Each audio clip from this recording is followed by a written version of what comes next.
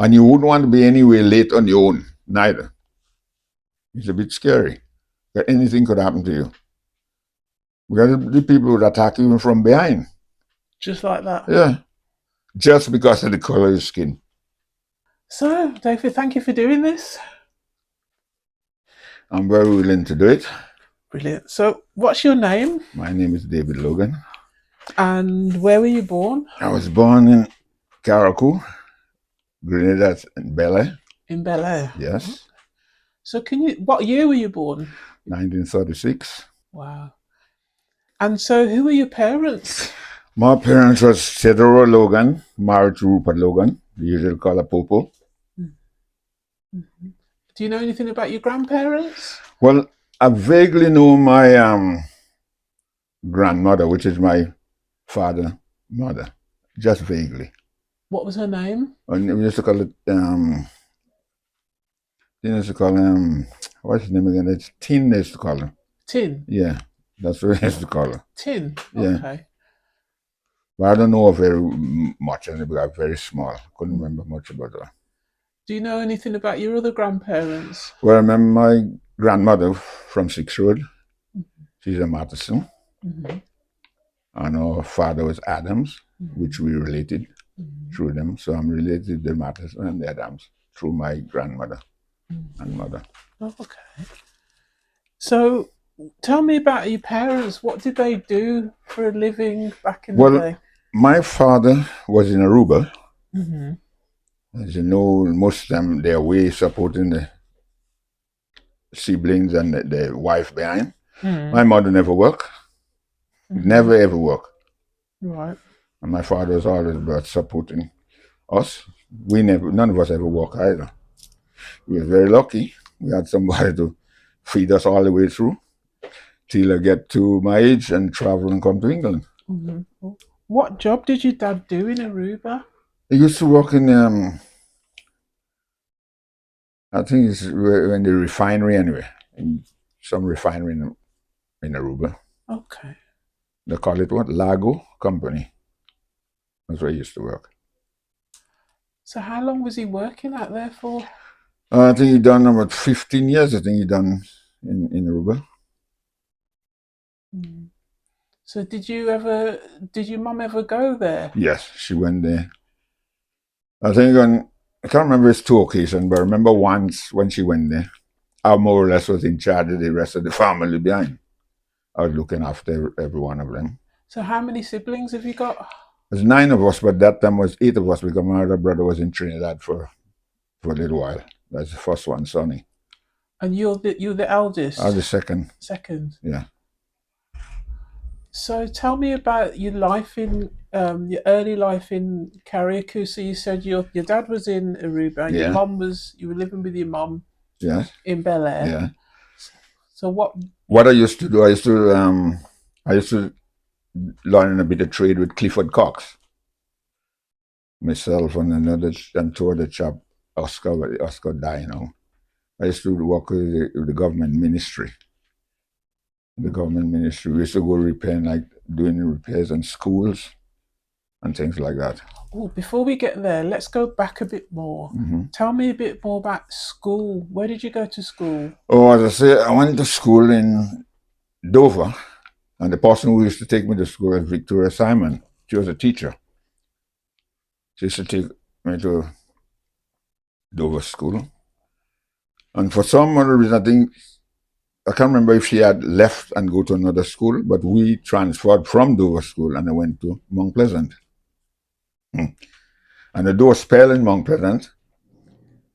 Can't remember much years. And after I went to Hillsborough Government School. So like 3 schools I've been to. And I finished up my studies in Hillsborough. So did you enjoy school? I did. I loved school.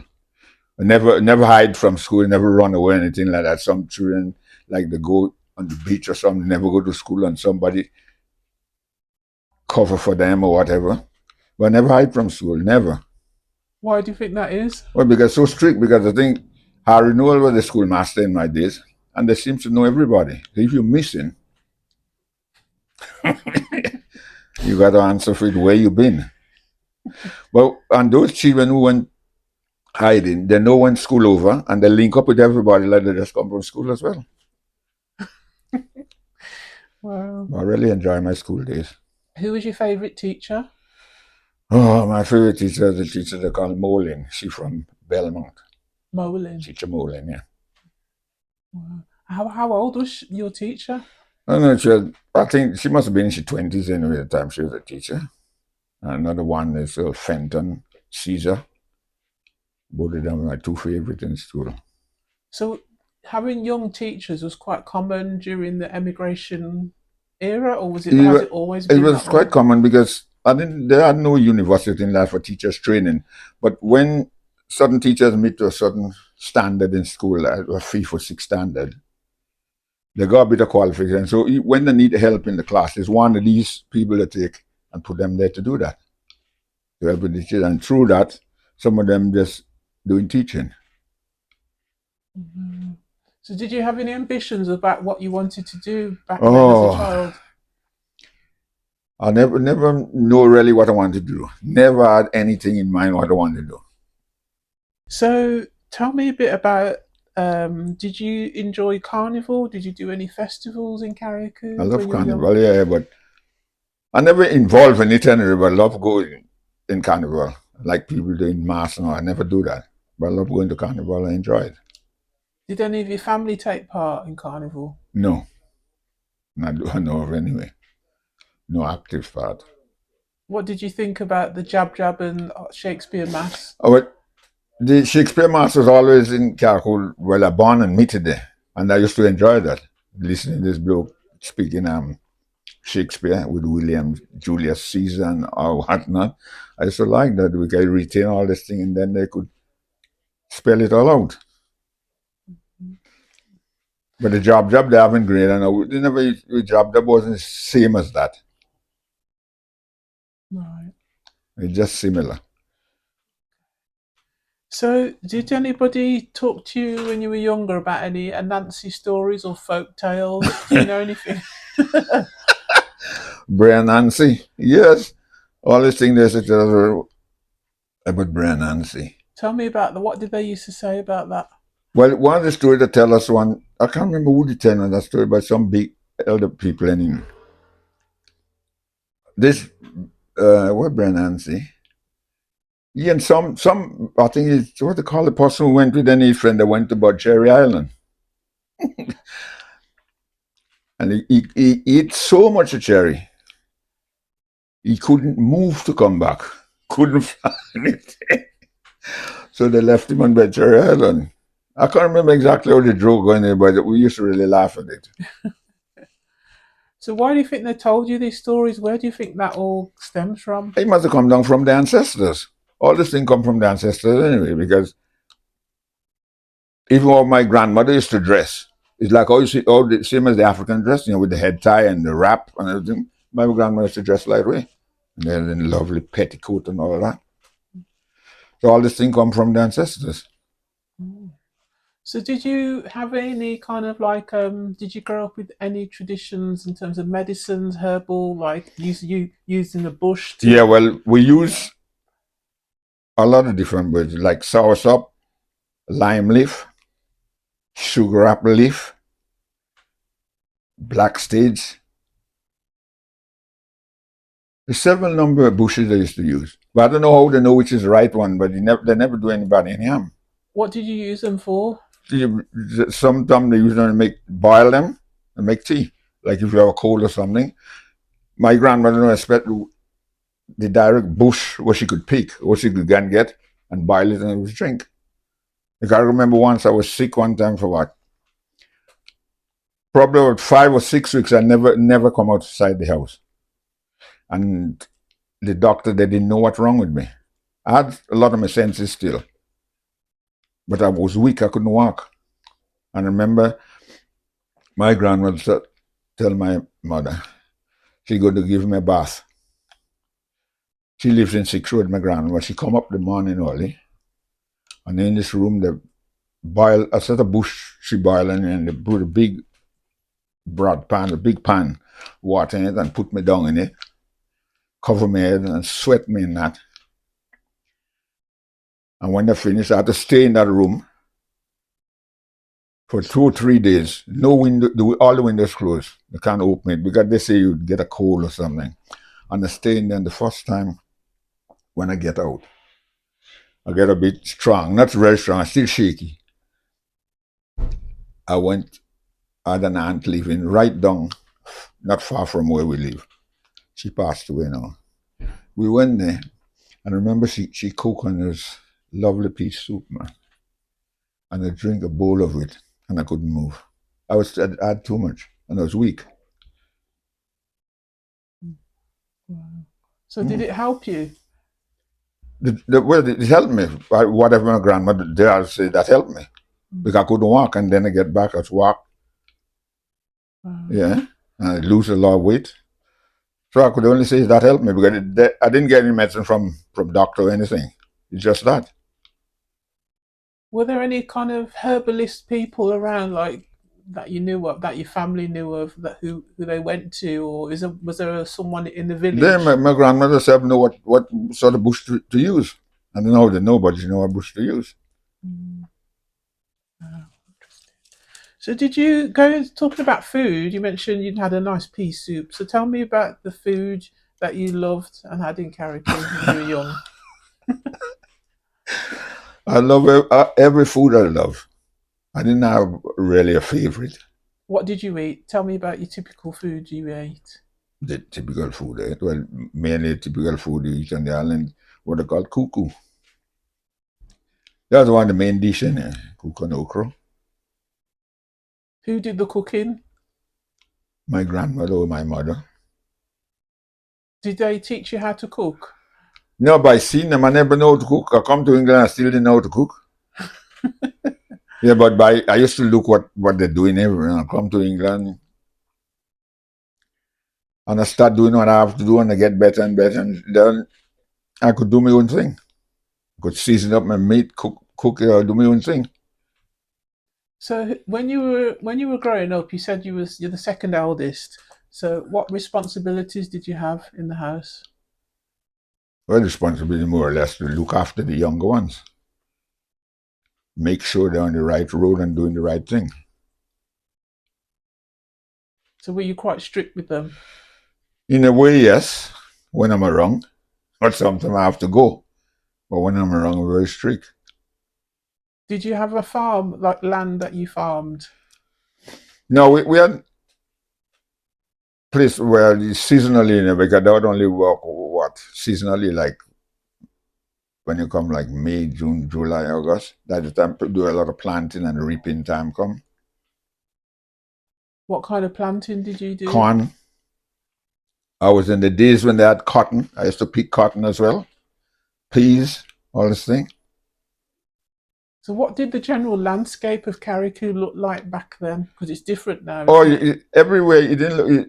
Carriacou is a forest now, but in them days, everybody have land which they work in, and the place. The whole of Carriacou is like a farm.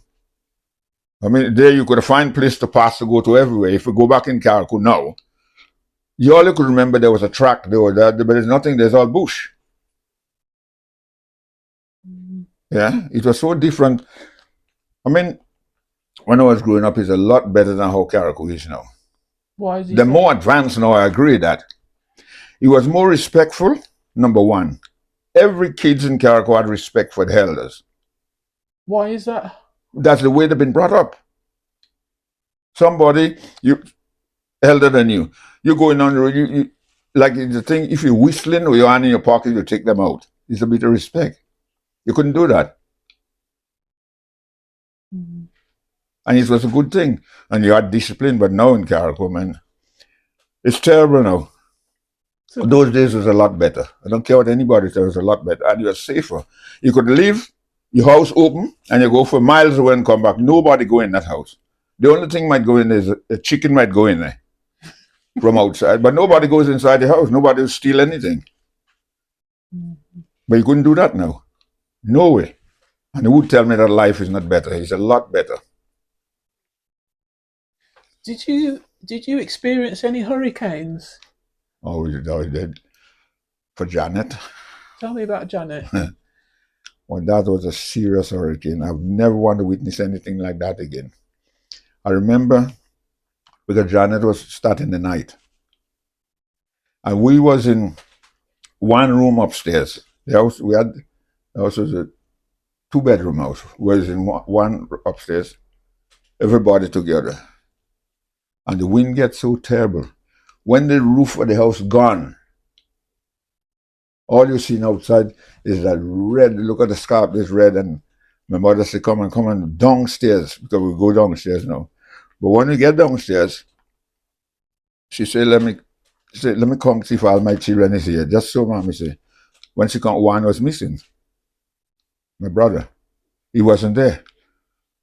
He get blown away. So we was there.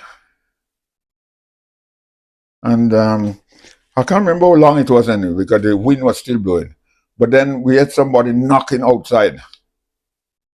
And when we opened the door to fly open, oh, that was a doctor, had my brother. He found him under a tree. There's a little distance away from the house. I can't remember the doctor name, is white man, the doctor. I think he's I don't know if it's Slominski or Bichonsky, one of these doctors anyway, and brought him home. And all he had was a little cut again on his hand. Wow. How old was he? I see him probably about 12, 10 or 12, somewhere around there. He died now, he passed away up here. Wow. So what kind of house did you have? Was it a The same house was in a wall house. A wall house? The structure is there, just the roof gone. To this day? Yeah, the structure is still there. So it had the burial as well? Yeah, but Beryl took off this roof now, because I think he had the wrong roof on it still. Beryl took off the roof, but the house, the structure is still standing. So did you know, when you were experiencing Janet, did you know of anyone else that died? Or yeah, I remember the woman in Bel-Air, she name is Princess Jackson. We call Mrs. Jackson. The house collapsed on her. Because she, I think the grandchildren, she asked her to move, because she said she's not going. The Lord is a say God would save her or something like that, because she's stunned Adventist, and they left her there and the house collapsed and killed her. Yeah. And there's a girl I know died from Dover as well. Can't remember her name. His brother coach was there, he to tell me. She lived just in by Belvedere Cross, she used to live. The house collapsed, and I think the beam of the house went down on her spine and killed her. How do you remember how you recovered after Hurricane Janet, in terms of supplies coming in, help? Yeah, a lot of things coming from, like the first time I see all these things in tin, like baking in tin and all sorts of things, stuff coming from abroad. What did you think about the food and things that were coming Well, we in? never used to that. We never used to it, but we used to, well, you eat them, beans and everything to survive. So how long did it take for you guys to get back to normal? It took a long time, gradually. But everybody get back to normal. Gradually get back to normal. How did it feel going through that? I never want to witness something like that again. It was dead scary. What was the scariest thing? The wind. When the wind blows, when you see something, the trees want to move. It's terrible, isn't it? Wow. Terrible. But there was a wonderful. And we had a lot of boys in Carriacou when I grew up. Young boys. We go hunting, all of that. Where did you go hunting? I like what they call Dover Heights now. See the hill up there? We used to go all up on top there. We used to call it St. Letopville. We used to go up there hunting. What did you hunt? Manicou.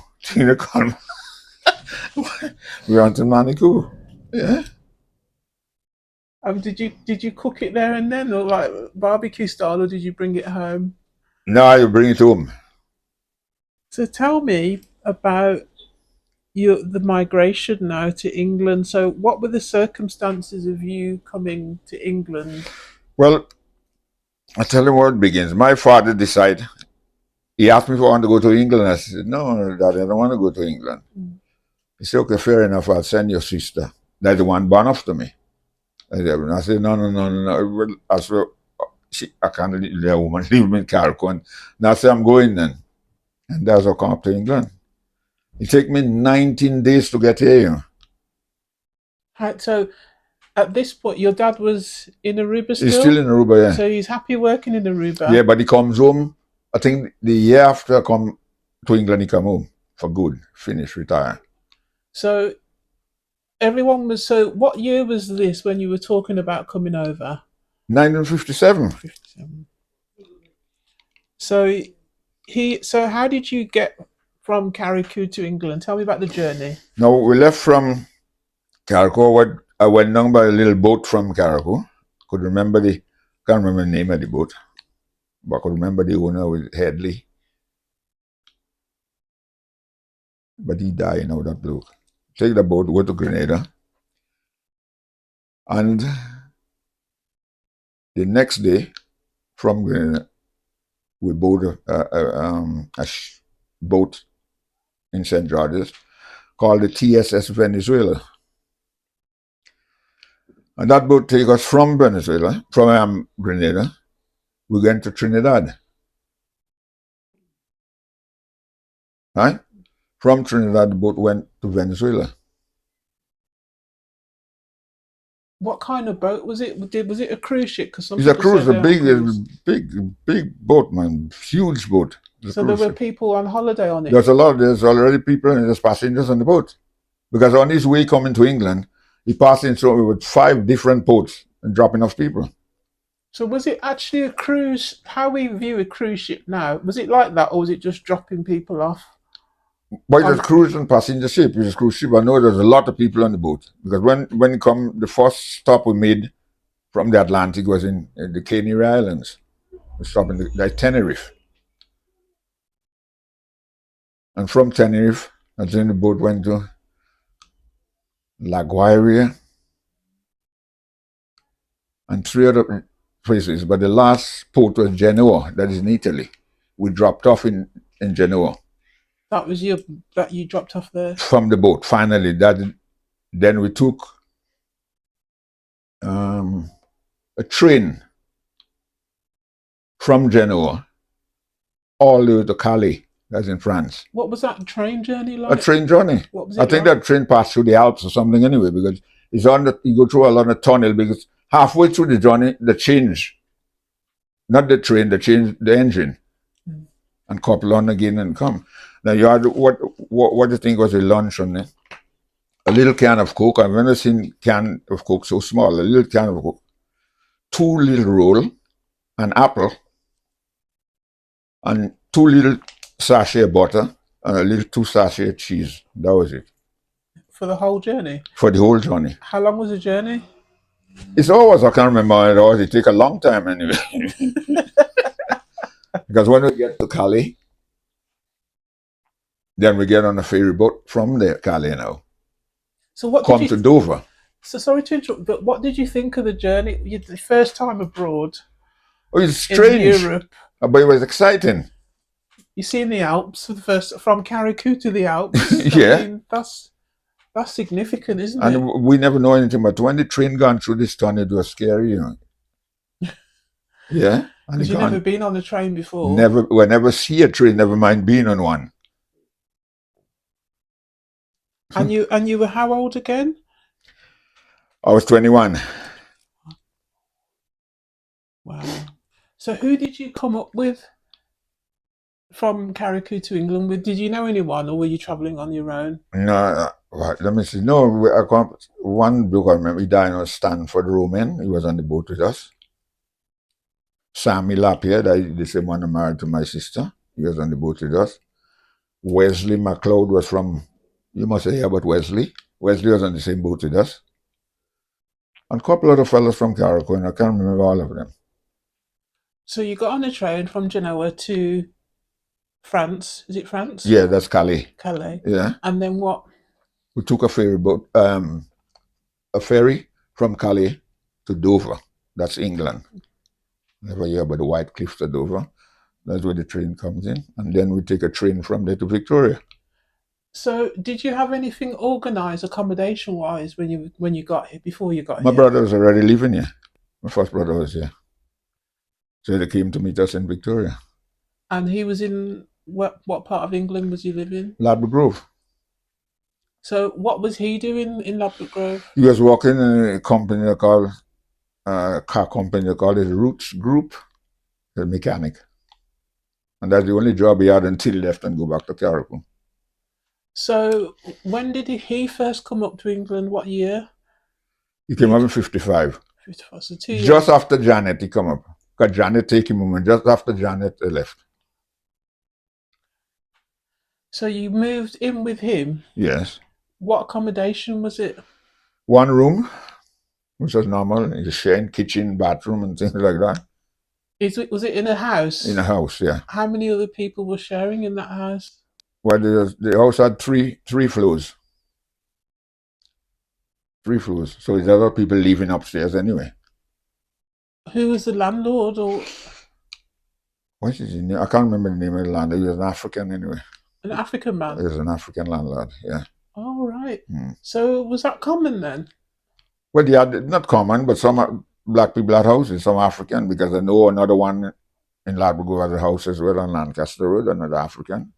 What part of Africa were they from? That's in Nigeria. Most of them was not. Those I know was from Nigeria. Do you know much about when they came and bought or anything like that? No. Well, so was my brother probably meet them here anyway. So were they renting it out? Were they like buying a lot of properties and renting? They didn't have a lot, not a lot, very few. Who were Because they? mainly all the house in Ladbroke was owned by white people anyway, because if sometimes they wouldn't rent black people houses, most of them. Most of them wouldn't rent black people houses. But some were. Did you know of some white landlords that were renting to black? Yeah. It was an Irishman. Let's call him Jimmy. He had about 3 houses in Ladbroke, and mainly all of them was black people living in them houses. So your brother was there for 2 years in this house before, and then you came to join him. So what did you think when you arrived in London? Everything is strange. Everything is strange because I never know houses that be together. You know, in Carriacou, all houses separate from one another. First time I see all houses is together. So it is strange. Did your brother prepare you mentally for what you were going to go into? Yeah. Just left you to discover it. It gives you little ideas about where you are and whatnot. So what was your first day? What did you do? You arrived in the flat, then what? Nothing. Well, I couldn't go in there. I didn't know anyway until they take you out somewhere. But then after we start going to a place not far where's White City, there's a cricket field, and we used to go and play cricket. John Cox, a lot of us from Carriacou used to go down and play cricket every weekend, Saturday and Sunday. So there was like a community of Carriacou people living forming in Ladbroke Grove. A lot of them live in Ladbroke. Plenty from Leicester, Haverville, Belle, Bows. A lot of them was living in Ladbroke Grove. So when at the point you came up, was it mainly men that were there, that were in that Carriacou community? Yeah. More men. More men. Right. So what was your first job? My first job, what were they? I think when I had 2 weeks in England, I went to Huddersfield. I had a friend who was going up there, and I had some cousins live up there, and some of my schoolmates live there because they was up here before me. And over that, I went up in Huddersfield, myself and this bloke. They call him Big Boy. I think he passed away, and he's from Leicester. So I was living in a place in Huddersfield, and I never forgot that it's number 14 Grenada Road in Huddersfield. 9 of us was in the room. 9. One room. And I remember one Friday, it was a Monday. This bloke said they're going to look a job somewhere. And they're going to them all in the morning, and that time it's a bit cold. Gone out to them, going to a place called Airport or something. We gone over there. And the bloke comes and he say, which one of you was here Friday? Please come forward. I never travel. I know not me. This bloke wasn't there, but he drove up and said, yes. And he from that same one till he die now. And he got the job. When he come home the evening, he said, Logie, why good job you never come?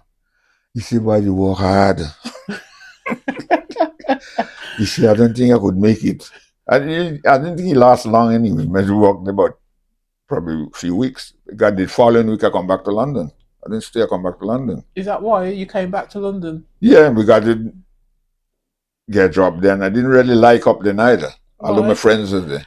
It's country like, and London was so brisk and moving. So I come back to London. So you only stayed in Huddersfield for 2 weeks? 2 weeks and back to London. Wow. And up to this day, I could remember number 14 Grenada Road. That's where I stayed. I could never forget that place.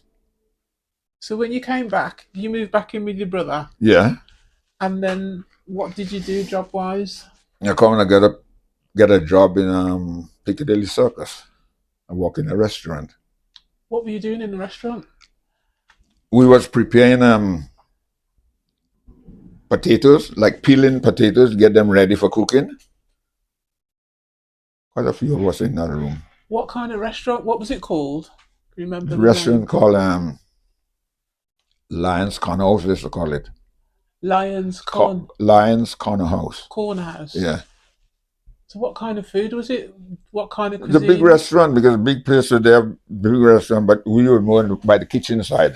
Was it English food? Yeah, English food. English restaurant. Yeah, but it was owned by I think it was owned by Jews. Okay. So how long were you in that job? I worked there for I think about a year or two, and then I went to get a job with London Transport. So how much did you get paid in that first job? Do you remember? You might laugh. I was getting £3 a week. And you could live off that? Of course you live off that, and you could have saved, which you call, in them days you call it half a crown, which is 2 and 6. You could have saved half a crown. How did you spend the bus fare from Ladbroke over the time to go to Piccadilly was 5 or 6 pence to go there. I used to pay from Ladbroke to Victoria 6 pence. Did you send any money back home? I used to. How did you send it? Huh? How did you send Post. You send money. What, cash? No. You get postal orders. You get the postal order from the post office. And how often did you send it? Every month or? Probably mostly every month. Whatever you could manage to send.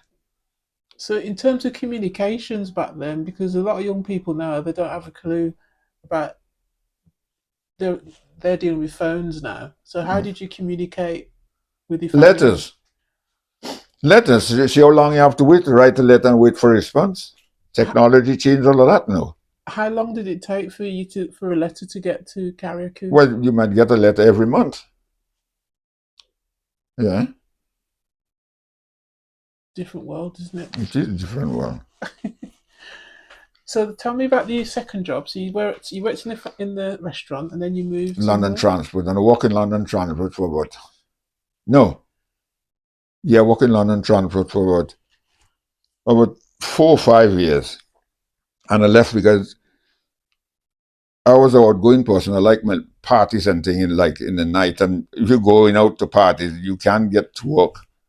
And you used to sometimes you go to a wedding reception, you got to leave from there to go back home, change, because you got to go to work. I used to work nights as well. So I just get fed up, and I said, well, I went into the office and I said, man, I don't think I could do this job anymore. Don't like that. He said, please just give me a paperwork and tell me take my clothes up to Baker Street, that's the head office, and then my uniform there. And that's it. So then, where did you go out partying at that age and in the everywhere? 50s? Anywhere there's a party. In them days, it never saw violence. They could walk anytime in the night and nobody would trouble you really. What did you have a lot of English friends? The community? No, you have English friends, very, very few. So did you socialise with any of them? Only very, very few. Because I was very racialist to it. Very, very racialist. What can you talk about any experiences you had? Well, where I used to live in Ladbroke, that at the time, you must have heard about, so your mom must have heard about the race riot. I was witnessing the race riot. I was living in Ladbroke Grove. Oh, tell me about that. There's a set of young boys, but they call them teddy boys. And which, now, no black man could walk alone. You don't get beaten up. Because these blokes are not walking groups like 5 and 6 of them together. That was generally how it was in the late 50s Generally, that's how it was. in London. Yes. Because remember once one of the bloke I think he get 3 years or something in prison. I think that cooled down some of the race riots. And the only people them time wasn't that scared of them was Jamaicans. Jamaicans wasn't really scared of them. Those was the one who used to stand up to it, but other people run. Jamaicans stand up to it because remember once they came from Brixton and come down here and look at cutlass, axe, and all this thing in Ladbroke Grove. Wow. Young me that I was scared. So did you witness what happened with the riots from your perspective? Well, it's stone, bricks, all kind of thing is pelting. And police come down there and arrested a lot of people. And through the time after when the case come up, one bloke get about 3 years in prison. The things started calm down. So did you have any Jamaican friends on the side just in Yeah, case? I had some friends from Jamaica at that time. Because one of the Jamaican friends, we worked together for years as well. Wow. So how long was that going on? How much did you always feel like you had to protect yourself? Were you always conscious? Yeah, but you're always looking out anyway. You're always conscious, you're always looking out. And you wouldn't want to be anywhere late on your own, neither.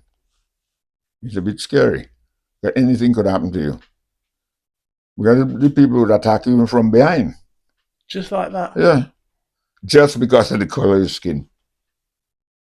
Mhm. So did you feel like what about the police? Did you have any incidents with them? No, I never had no incident, no police. Never. They used to call them, there's time they're driving the car, they call the car the Black Mariah. All the police cars was black. Mm. Oh, interesting.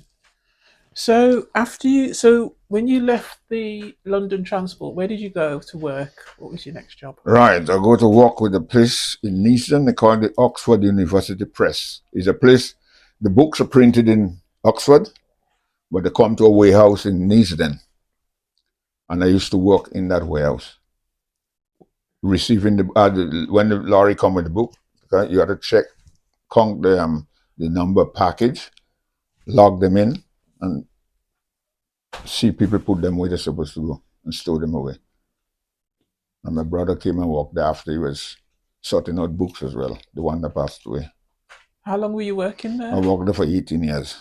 Wow. So you felt settled, I happy. was very settled there. Very settled there. So when did you get your first property on your own? Uh, I can't remember what year. That's the same Ladbroke Grove anyway. Then I moved from there. I went to Kensal Rise. I never go any further. Then I come back down the area. So I was in the area. Mm-hmm. Never leave outside of West London. So did you go to Carnival? Do you remember when Carnival started then? When Carnival started, it started on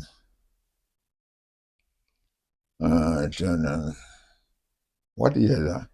It's in the 50s, yeah. Because the blokes and them who started the Carnival.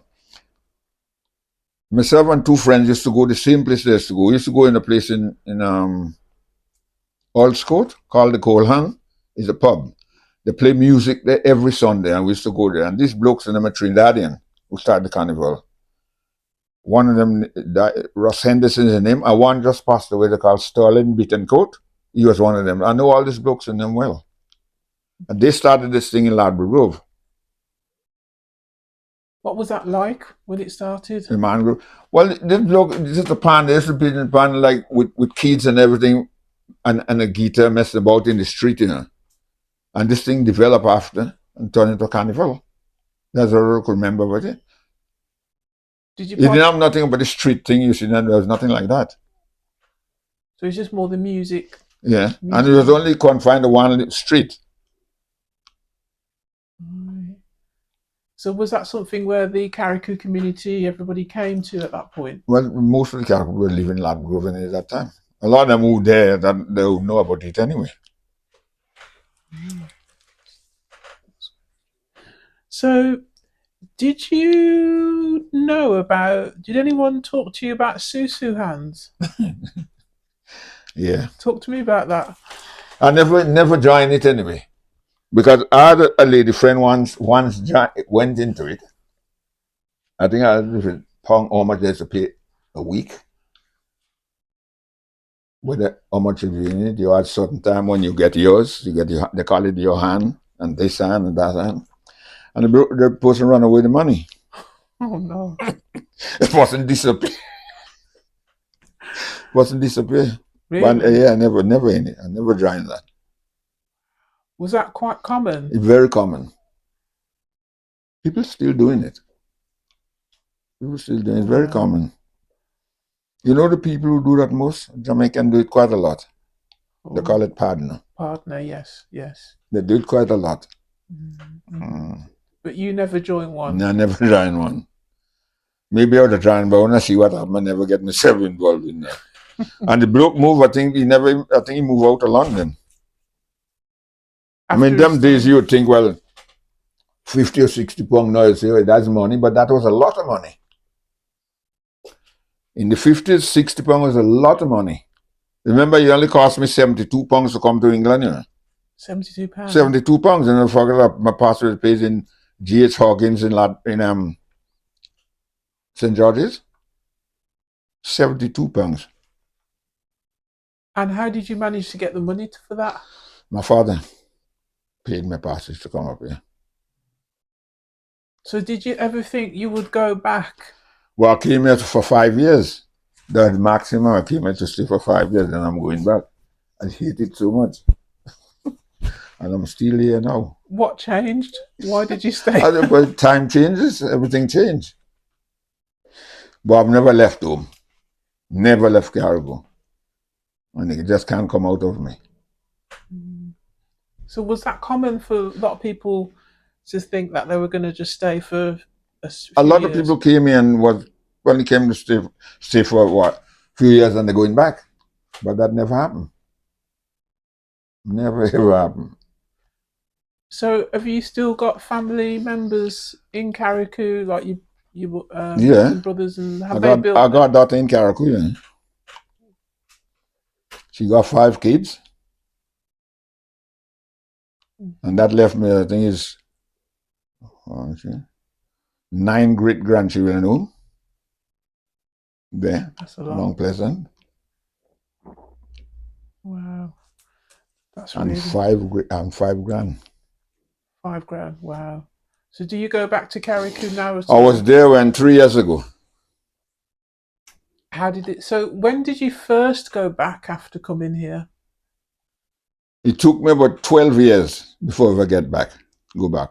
But then I was going like every other year. I started going to Carriacou. My mother was alive. I was going to Carriacou regular. Right.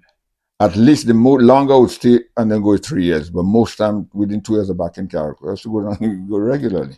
How did it feel when you went back for the first time? When I went back for the first time, Carriacou was already start changing. Because the young people, most of the young people don't respect anymore, some of them. Because I was in town once and listened to a young bloke talking to a man. That man could be my father. Because I know him, Edman is the man that can't die now. And I heard this boy bust some 4-letter word on this man in tongue. I couldn't believe what I heard. So when I went to man to tell my father, tell daddy what I hear. He said, son, you ain't hear nothing there, that's a joke. He said the world changed. Just so my father tell me. And I couldn't believe that from then, that's the time Carriacou changed. I seen it. That's what you couldn't do. When I was growing up, you couldn't do that. You couldn't even ease your teeth when elderly speak to you. You couldn't do it. Some people might say that they're always primitive, but it was respect that caused all of that. It's just respect. And that's what make Carriacou so much a lovely place to live in. No violence, nothing. Young people never used to die in Carriacou anyway. I don't know if your mother might know that. When you hear a young person dead, it shocks everybody. It's only old people, and most people die of old age. I mean, children used to bury the mother. Now mothers burying children. Times change, isn't it? That's right. So going back to Carriacou, when your dad was in Aruba, when did your dad come? When did he move back to Carriacou to be with I his think mum? 1959, somewhere 2 years after I come up here anyway. He retired back in Carriacou. And what did they spend his time doing? Well, he wasn't doing that. He doing little farming, planting little things. So he'd saved enough money to live. Yeah, he was getting a little pension. And he was all right, the ones who got a roof over your head. All right. And your brothers and sisters that were still in Carriacou, when you came in, what, 57? Yeah, I left. When did they come, or the one that born after me came up after. I can't remember if it's 2 years or whatever. And then the other one came. Then the other one came. where did they come to you? They spread about quite different places. If I have a sister live there, the other one could live with them. And that's how it is.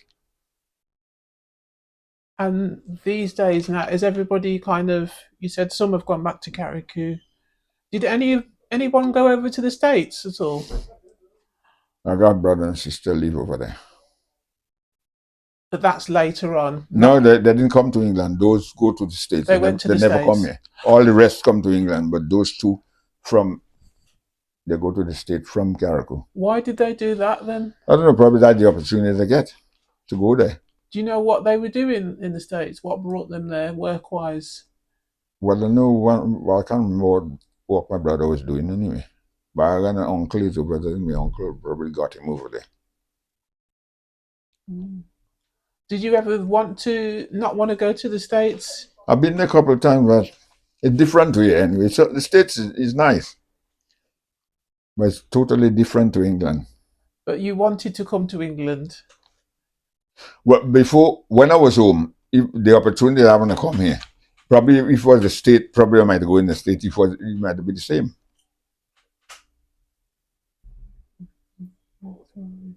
Interesting. But to come to England was different anyway. You could just pay passage and come, but you couldn't pay passage and go to the States. Because remember, Carriacou was British. I come with a British passport. You only pay your passage and come. You didn't have to get no other document. Pay your passage and come with the passport, and that's okay. But you couldn't go to America that way. Somebody had to file for you, and you go through a process before you could get there. Yeah. But it was easier to come here. That's why so much Carriacou went up here. All you have to find is a passage and you could come. Yeah, right. So what was your first winter like? Terrible, just cold. I couldn't believe when my brother, what he tell me, he say he gave me some long johns, they call it.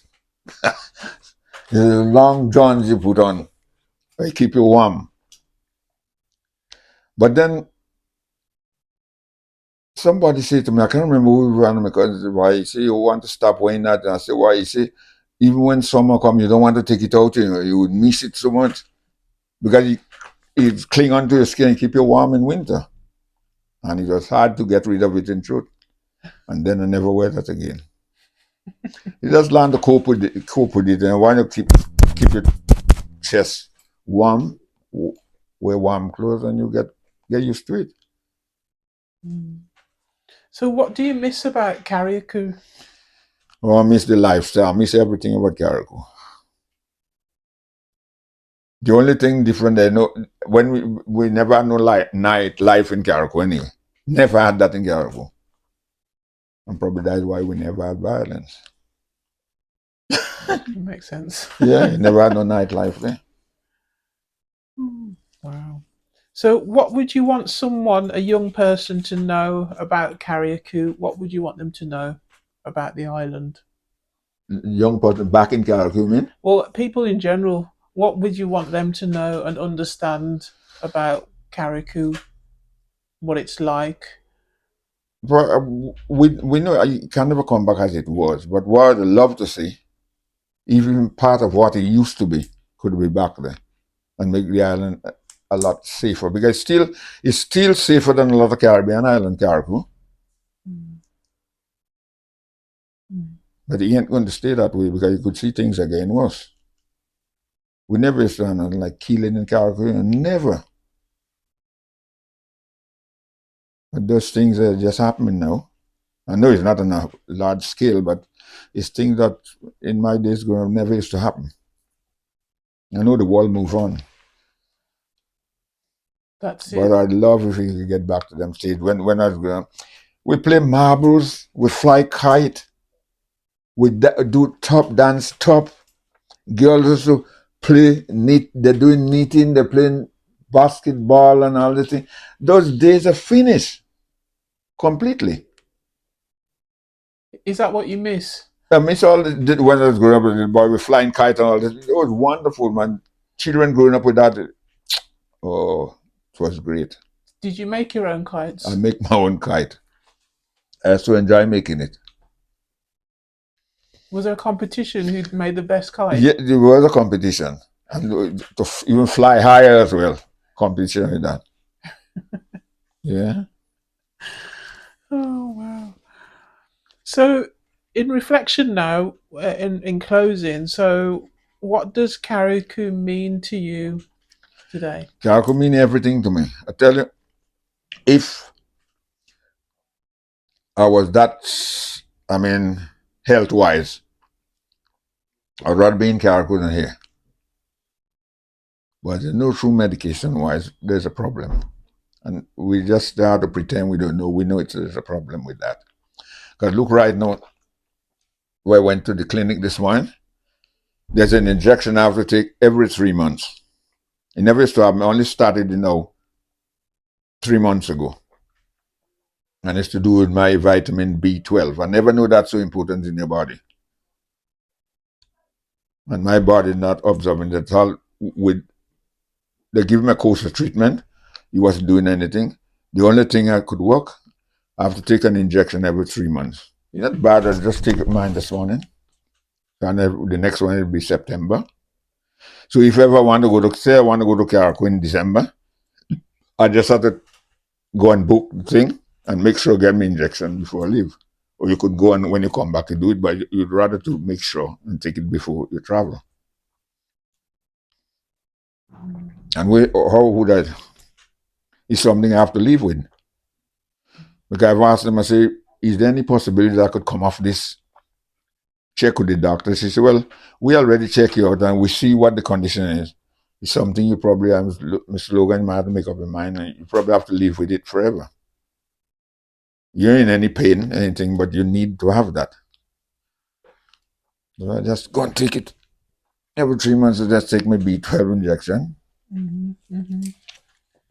So, And is there anything I haven't asked you that you'd like to talk about in relation to Carriacou and home? well, not much I would like to talk about that. Yeah, I mean, they make progress. I like the amount of progress they make, and they're still making progress. Carriacou developed quite a lot. But only hope is for the best. And I hope the young kids of today in Carriacou could try their very best, keep out of trouble.